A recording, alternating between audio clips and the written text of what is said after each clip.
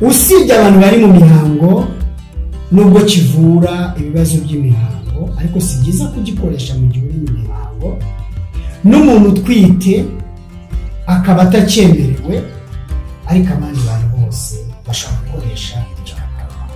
dore uko wagitegura.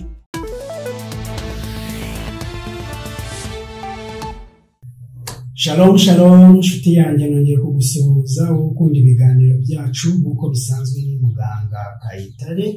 Uyu munsi ngarutse imbere ya kamera tugiye kuganira ku gikakarubamba. Igikakarubamba ni ikimera cyiza kandi gitangaje ku buryo umuntu wese akwiriye kugira amakuru akimenyaho. Hari ibibazo byinshi abantu bakunda kutubaza. Mbese ni ngombwa ko umuntu akoresha imiti y'ibimera? Mbese ibimera ni ngombwa? Wari uzi ko hari n'abantu bafite kwizera bavuga ko bagukomora muri Bibiliya ariko uko kwizera kukaba kubabuza gukoresha ibimera?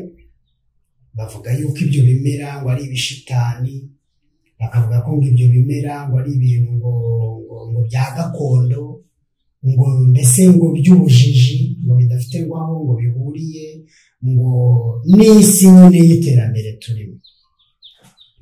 Abandi banavuga yuko bafite kwizera kuko bagomba gusenga gusa, Imana ikaba ariyo ibikiriza nta muti n'umwe banyoye. Ariko se reka mbabaze yemwe bana, musoma Bibiliya cyangwa ntabwo musoma Bibiliya? Ese Bibiliya musoma niyo nanjye nsoma?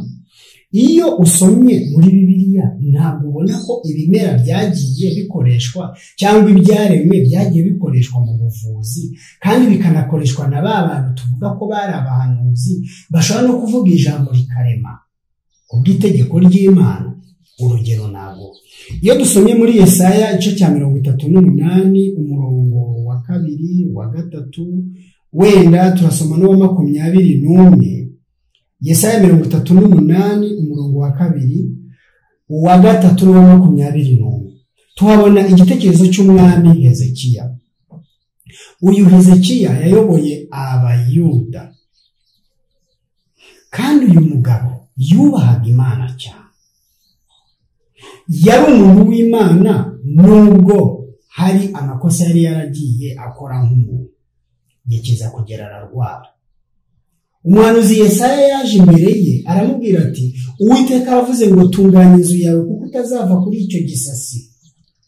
Hezekiya ntabwo yaciwe intege n'itegeko ry'umuhanuzi, yasabye Imana ko imukiza. Umva ukuntu Bibiliya ivuga. Nuko Hezekiya yerekera ivure atakambira Uwiteka ati, ndakwinginze Uwiteka, uyu munsi wibuke ko najyaga ngendera mu by'ukuri imbere yawe n'umutima utunganye, ngakora ibishimwa imbere yawe. Nuko Hezekiya ararira cyane. Mbese Hezekiya amaze kurira cyane Imana ikamwumva, ntabwo yashoboraga gukirana n'ikindi kintu kibayeho? Mbese Hezekiya amaze kurira cyane atakambira Imana, Imana ntiyashoboraga kohereza Yesaya ikamubwira iti, genda ubwire Hezekiya ko mukijije, umurambikeho ikiganza cyangwa musengane? Ariko umva ku murongo wa 21, Yesaya 38 umurongo wa 21 haravuga ngo, kandi Yesaya yari yababwiye ngo mwende umubumbe w'imbuto z'umutini bawushyire ku kirashi cye azakira. Ibi byari uburyo bwo kuvura Imana yategetse ubwayo bifashishije ibyayo.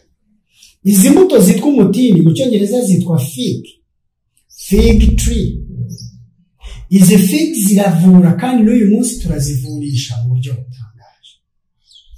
None wowe uvuga yuko ushobora gusenga gusa Imana ikakuvura nta byaremwe ukoresheje, waba ubisoma ubikura he? Imana yari yabwiye Yesaya ngo abwire abo muri uru rugo rwo kwa Hezekiya bende imbuto z'igiti cyitwa umutini, bazisekure bazihambire kuri cya kibyimba cye, cya gisebe cye, kandi koko yaje gukira. Izina ry'Imana rihabwa icyubahiro. Mbese waba uzi neza iby'umuhanuzi Namani uwo dusoma mu gitabo cya 2 cy'Abami igice cya 5? Namani yari umugaba w'ingabo za Siriya. Bukeye ararwara bikomeye, arwara ibibembe. Yarivuje nk'umuntu wari ufite ubushobozi, abavuzi bose bashoboka baraza, ariko wari uzi ko agakobwa k'akanyagano abasiriya bari baranyeze ibwisirayeli kakaba karabaga mu rugo rwa Namani, kamenye yuko Namani arwaye kabwira nyirabuja ngo iyaba databuja yari azi ko muri Isirayeli hariyo umuhanuzi yamusanze kandi nawe yamukiza ibibembe. Namani amaze kubona urwandiko ruvuye ku mwami rumwohereza muri Isirayeli, yaragiye ageze imbere y'umuhanuzi Elisa.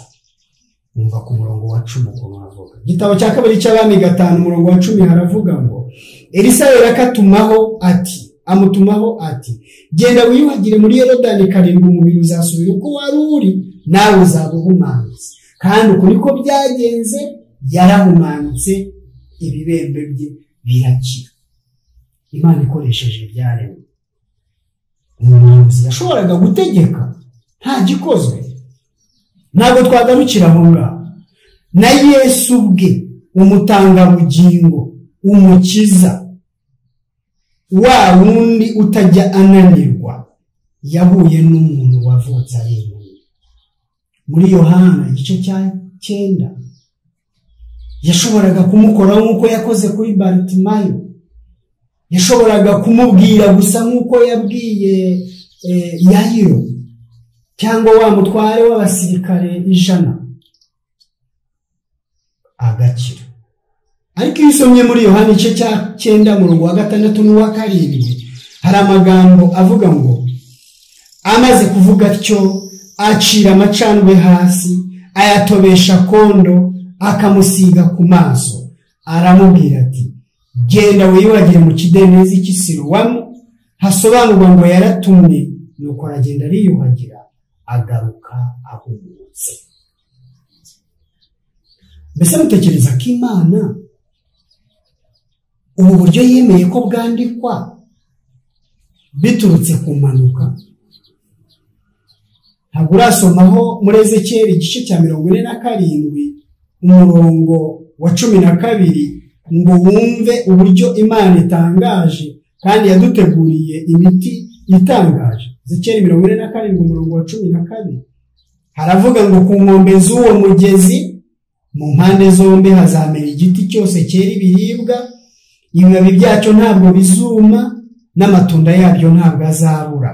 Bizajya byera uko ukwezi gutashye, kuko amazi yahava mu buturo bwera. Amatunda yabyo azaba ibyo kurya, nabyo ibibabi byabyo bibe umuti uvura. Usibye ibinyabutabire byongerwa mu miti tugura mu mafarumasi, purusa nyinshi ziba zigize ibinyabiti biba ari ibyaremwe cyangwa se ibimera. Ntabwo tuvurisha ibimera gusa, tuvurisha ibyaremwe. Harimo ubutaka, umwuka mwiza, umucyo w'izuba n'ibindi byinshi.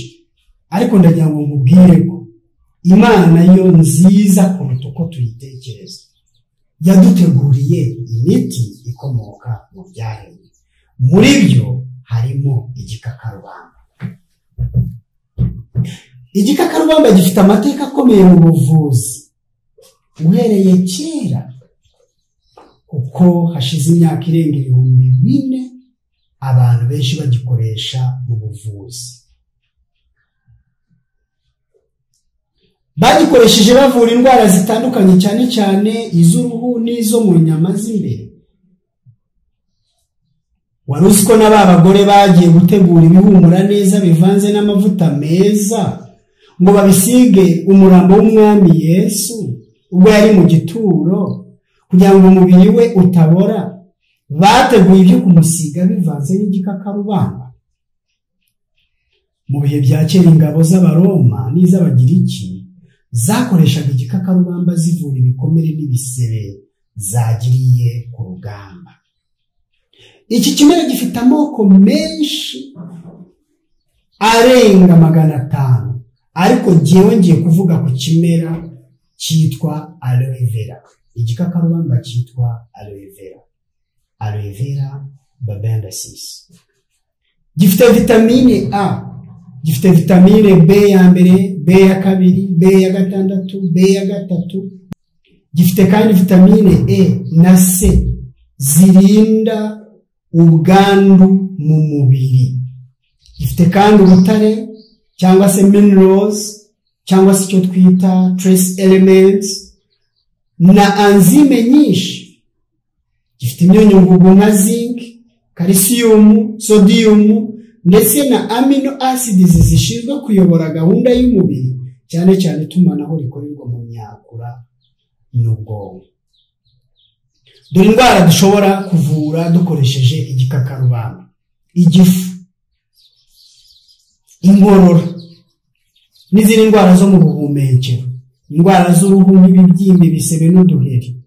Kivura imiburu, gifasha abarwaye kanseri, umutima, impyiko, abakobwa bagira ibibazo byo kuribwa mu gihe cy'imihango, imihango yahagaze, indwara z'umwijima zituma umuntu abyimbagirana akamera nk'igishanga kubera umubiri wuzuyemo amazi. Gitera kugubwa neza mu nda kandi kivura impatwe. Igikakarubamba kandi kivura urwagashya kuko cyongera insuline gukora neza, zikaninjira muri serire z'umubiri w'umuntu, bityo umuntu akarindwa ikibazo cy'isukari nyinshi. Igikakarubamba kivura indwara z'amatwi nk'umuhaha, kandi kivura ubushye, kivura ibimeme. Igikakarubamba nta wakivugaho ngo akirangize. Igikakarubamba kivura indwara z'amenyo no kuva mu ishinya.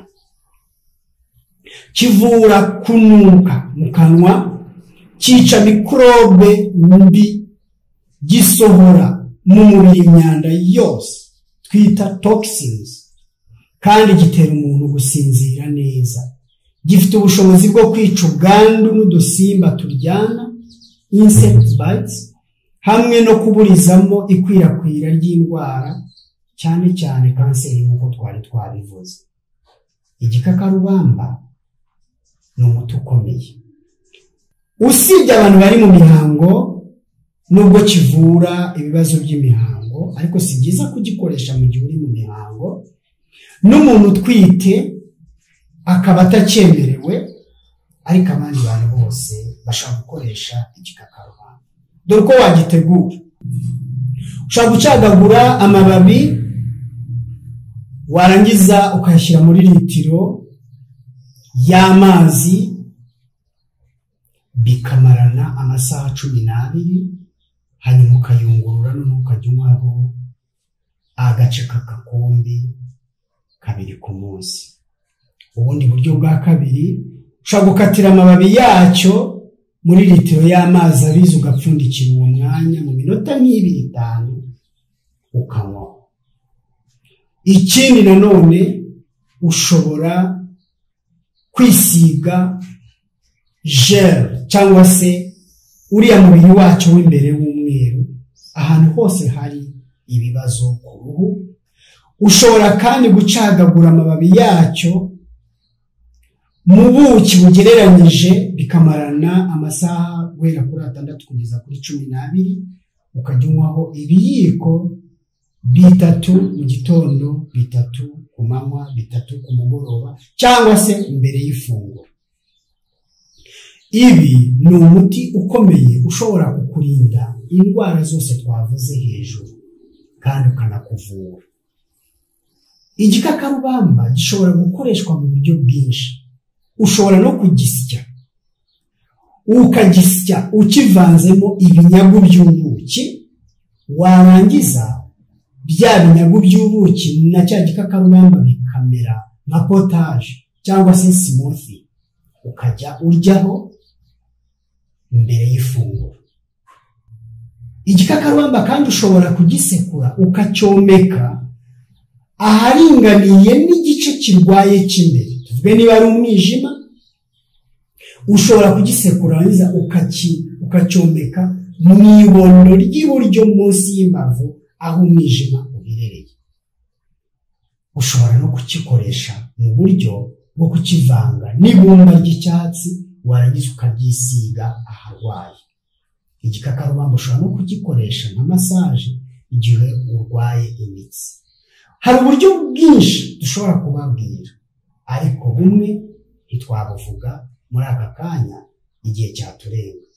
Imana nidushoboza rimwe na rimwe, hari igihe kizagira bimwe tujye tubikora mu buryo bugaragara, tubikore nawe ubireba.